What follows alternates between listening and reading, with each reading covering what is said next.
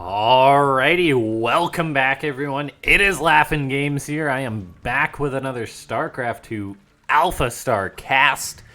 Gonna be doing something a little bit different this cast. It is just gonna be one Alphastar game. Now, the thing is that I was kind of running out of Alphastar games, to be honest with you. I mean, there's still quite a few, but as far as like the longer games go, we were running out a little bit. So I figured we're going to check out some of the earlier iterations of Alphastar, which is going to be kind of cool for a learning experience.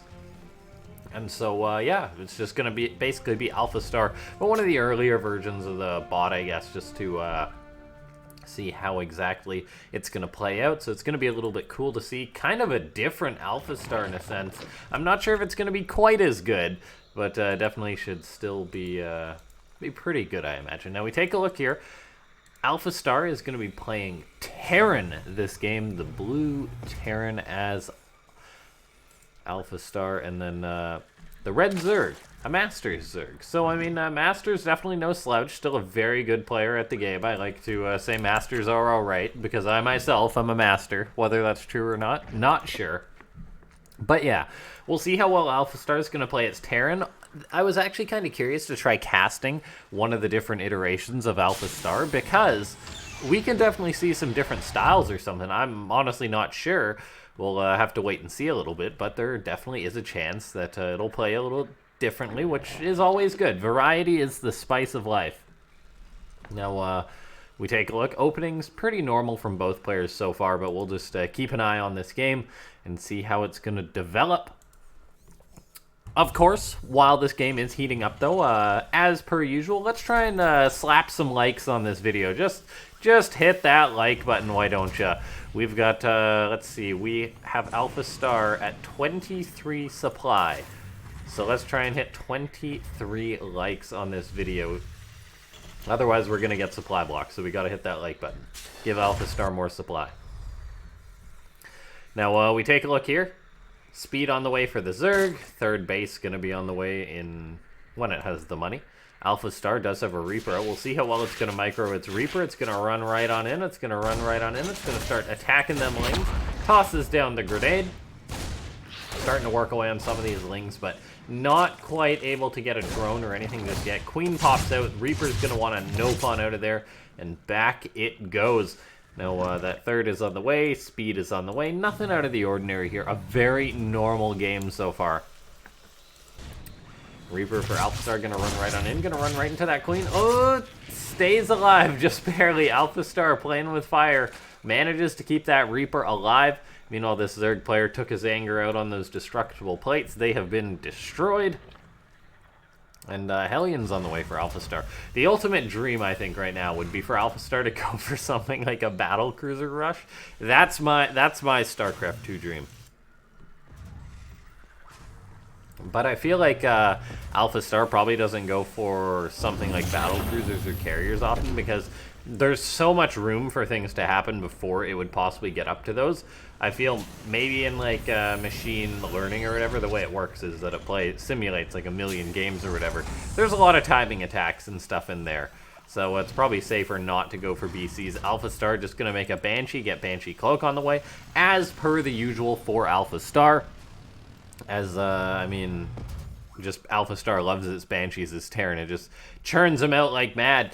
Alphastar getting a wall off, but not a complete one. However, the way that it placed down that depot actually pathed its units into these Zerglings here. So those are getting chased away by the Hellion and the Reaper. And then, yeah, just pretty normal build coming out of Alphastar, all things considered. Going to be Hellion Banshee, which is very common.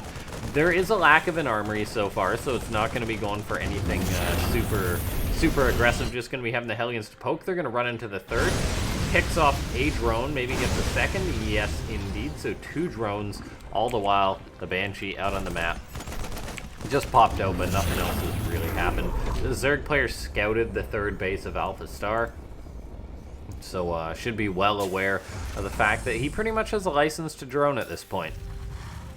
Or maybe not a complete license, as there is still Hellions and Banshees out on the map, but definitely can breathe a bit of a sigh of relief. This Zerg player, though, going to be actually opting to go for a counterattack, and this one could potentially get something done. There is not a lot of units, and when I say not a lot, I mean literally nada. No units here at the natural base to defend versus these Lings. It's a bit of a trade-off here. Those Alphastar's Hellions dive on into the Zerg's natural, but suddenly SCVs fighting Lings is not a good thing. A lot of casualties for Alphastar. The Hellions might repay the favor. We'll see how well it's going to micro these. Going to try and roast and toast up some of these drones. This Masters player doing a pretty good job running his workers so far. Hasn't eaten too many big shots, and ultimately, I think the human came out in the lead there with losing 9 drones to 12 SCVs. The Banshee in the main base, though, was trying to get 1 or 2 more, but Sporecrawler and Queen shut that down. Or actually, wait, was it a Banshee? Was it just the Reaper in the main base? Yeah, no. I assumed that it was a Banshee in the main base, but no, that was actually a Hellion or a Reaper, because there ain't no dead Banshees on this unit's loss tab. Ling's going for a counterattack. Once again, this Zerg player very consistent with this. We see Alphastar does have a 3rd CC, so it's not like it's the end of the world economically for it. It's also got these Banshees moving out, going to be looking for some harassment. We'll see what they're able to get done, though. I'm not too sure. I mean, there's Spore Crawlers and Queens. 3 Banshees is a really odd number of Banshees.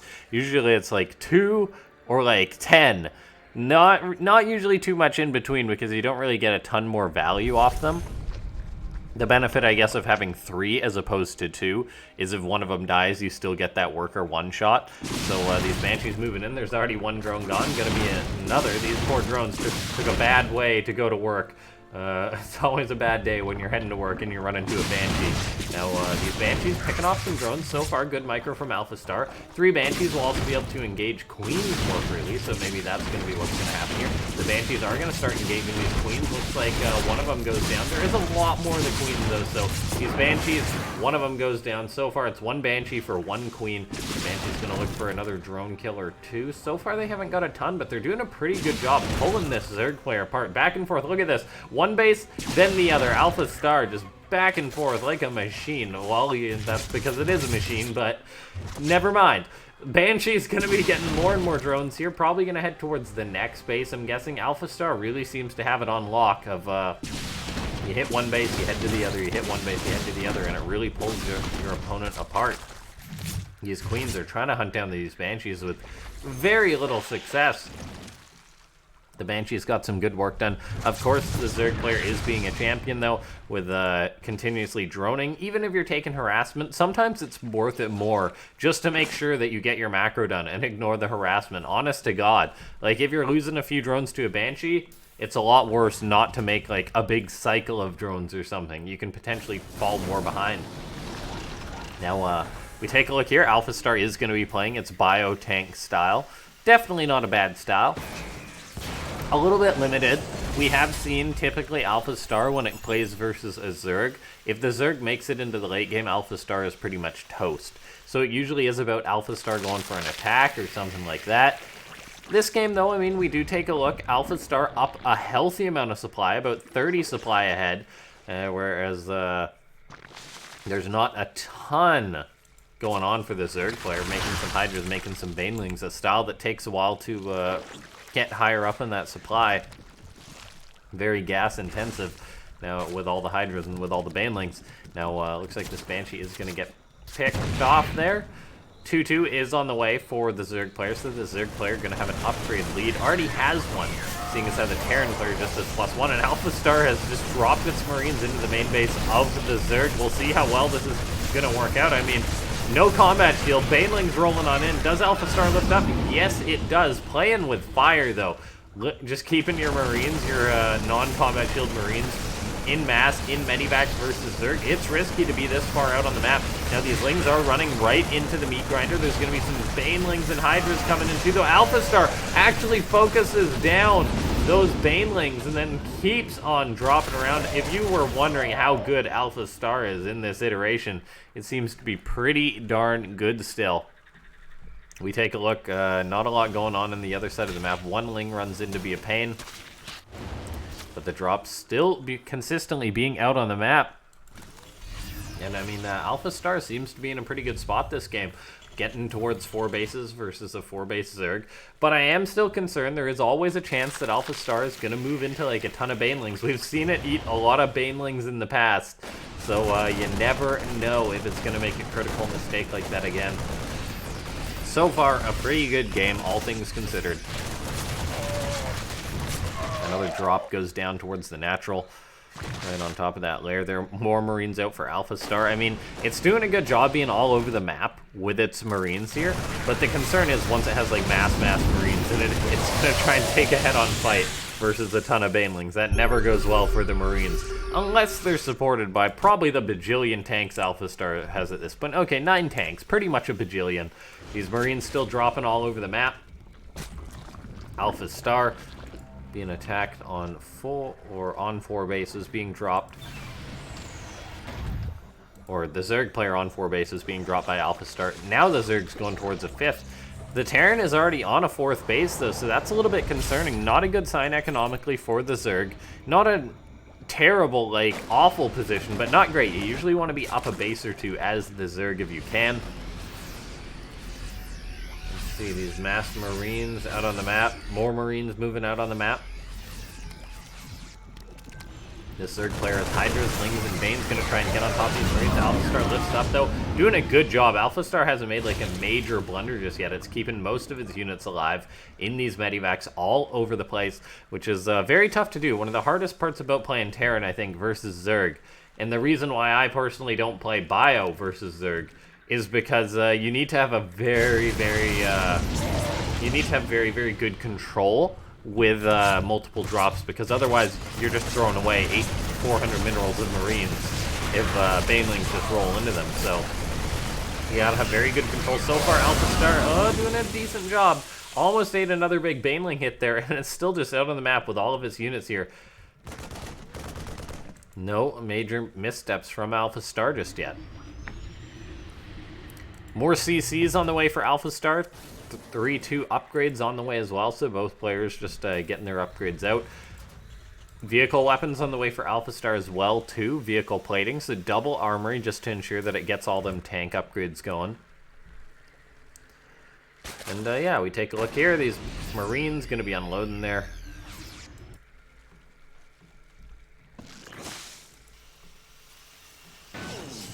Lots of siege tanks out for Alphastar.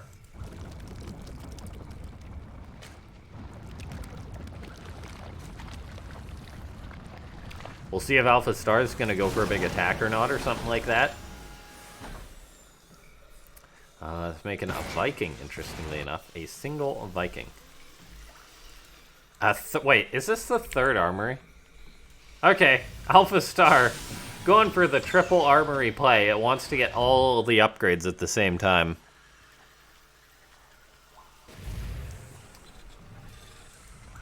Okay, let's see. Lots more Banelings on the way for the Zerg. So Banelings plus Hydras plus Vipers usually beats out Mass Siege Tank.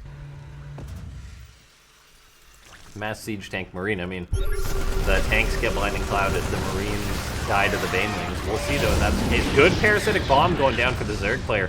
Starting to catch some of those Medivacs finally, and I mean, this is a pretty scary Zerg army in the sense that it's 52 Banelings strong. Zerg army is like, often the supply is misleading.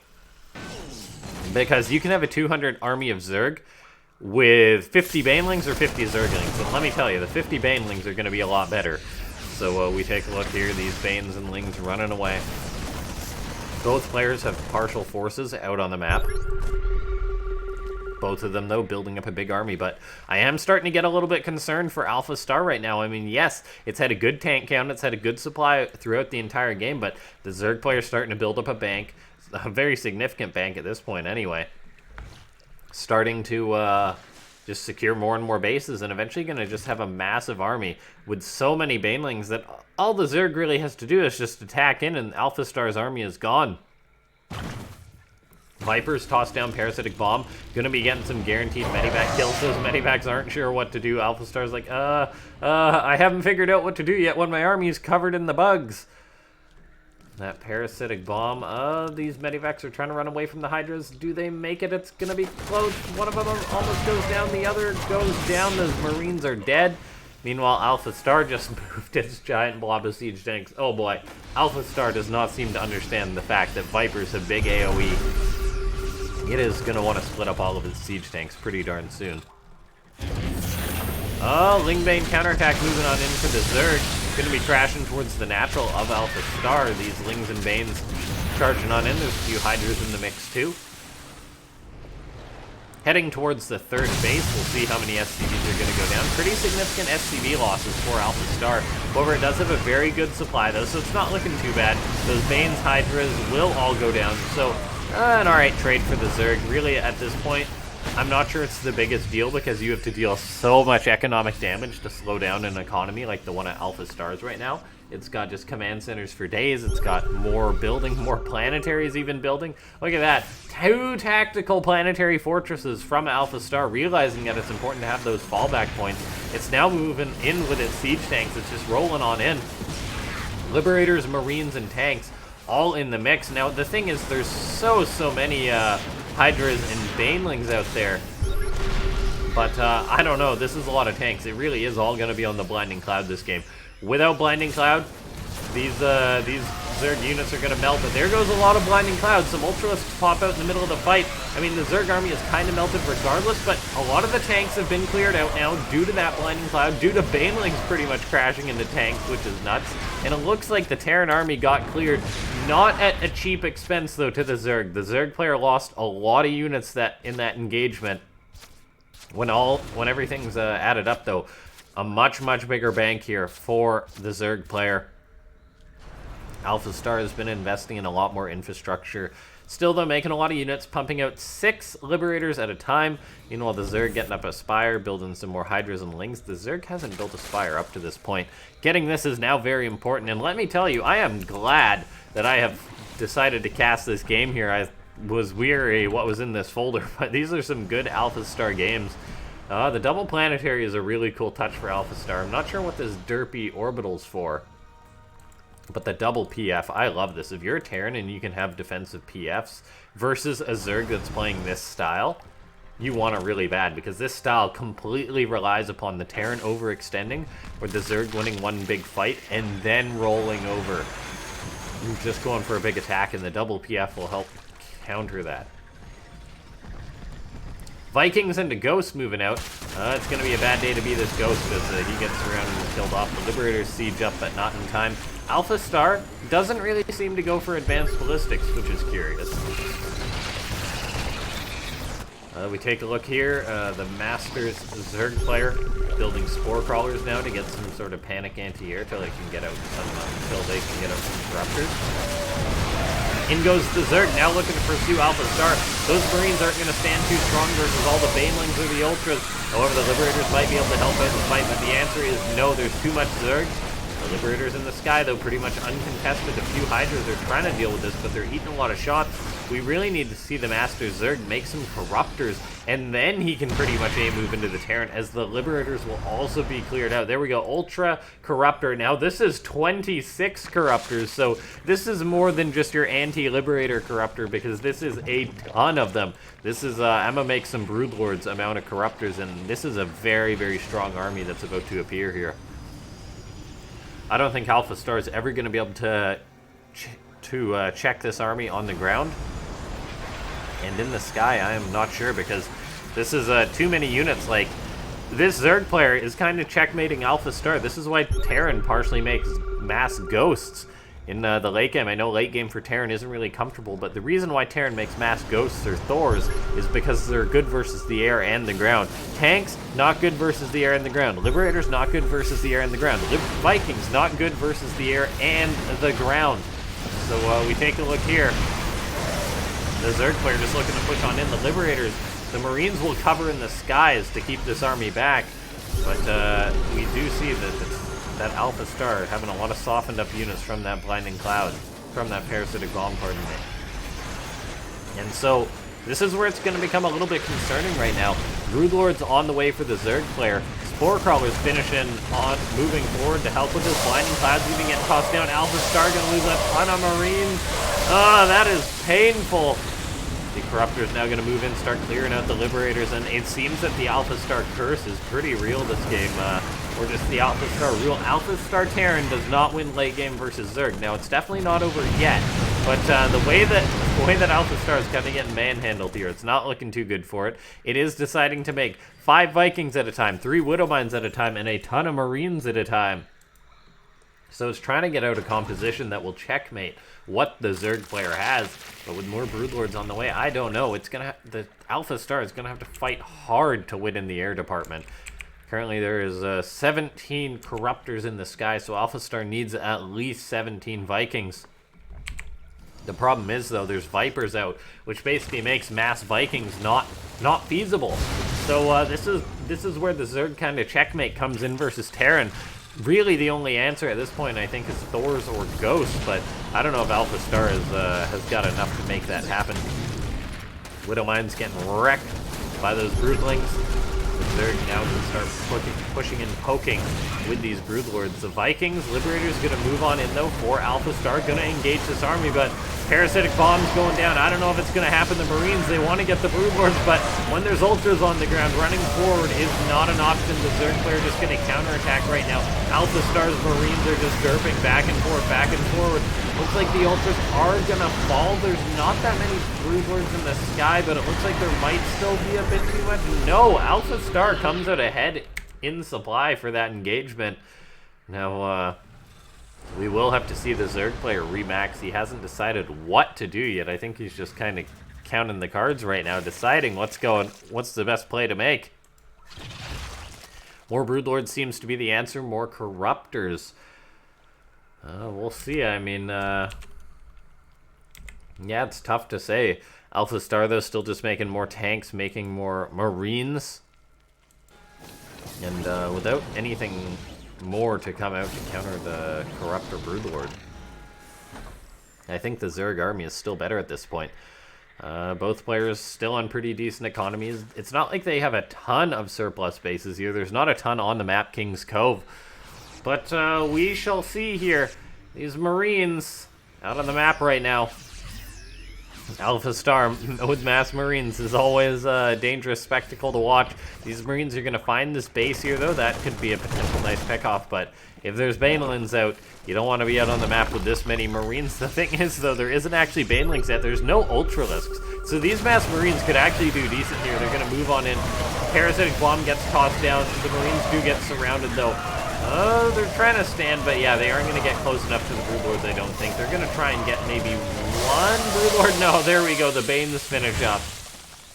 And the Mass Marine is in trouble. Looks like some more Vikings have been made for Alphastar. 10 Vikings moving out on the map, but the thing is, there's Parasitic Bomb, which is not something you want to tango with when you're mass Vikings, so the Vikings have to run away with their tail between their legs. More Marines moving in for Alphastar, but there's Banelings for the Zerg player. Alphastar is getting checkmated at every single position. There's not many moves it has to make here. And we take a look. This is just not a good spot for Alphastar. The resources lost are telling a big story right now. 43,000 to 35,000. This is unsustainable losses for the Blue Terran.